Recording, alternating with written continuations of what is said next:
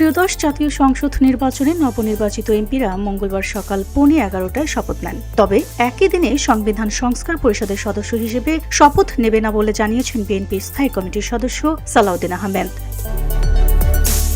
কক্সবাজার 1 আসনে নির্বাচিত এমপি সালাউদ্দিন বলেন, সংবিধান সংস্কার পরিষদের শপথের ফর্ম থাকলেও বিএনপির কেউ এ পরিষদের সদস্য হিসেবে নির্বাচিত হননি। এছাড়া সংবিধানে এর কোনো বিধানও নেই।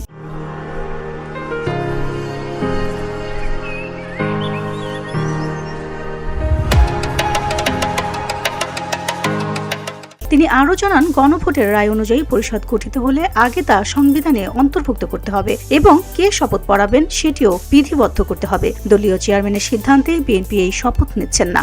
সংবিধান সংস্কার পরিষদ সদস্যদের শপথ ফর্ম আমরা কেউ সংবিধান সংস্কার পরিষদের সদস্য হিসেবে নির্বাচিত হইনি এবং সংবিধানে এটা এখনো ধারণ করা হয়নি।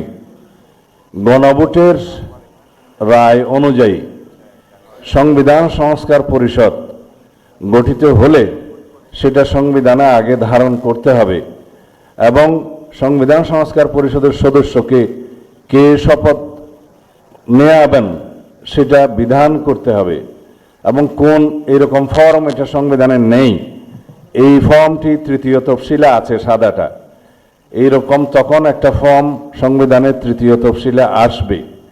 সেগুলো সাংবিধানিকভাবে জাতীয় সংসদে গৃহীত হওয়ার পরে তখন জাতীয় সংবিধান সংস্কার পরিষদের সদস্যদের শপথ নেয়ার বিধান করা যাবে।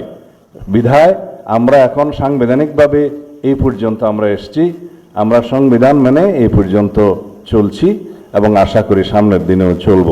উল্লেখ্য, তারেক রহমানের নেতৃত্বে বিএনপির জোট 212 আসনে জয় পেয়ে নিরঙ্কুশ সংখ্যাগরিষ্ঠতা অর্জন করেছে। 68 আসন নিয়ে প্রধান বিরোধী দলে বসছে বাংলাদেশ জামায়াত ইসলাম। সংসদীয় নেতা হচ্ছেন doctor Shafiqur Rahman. VOT Bangla news desk.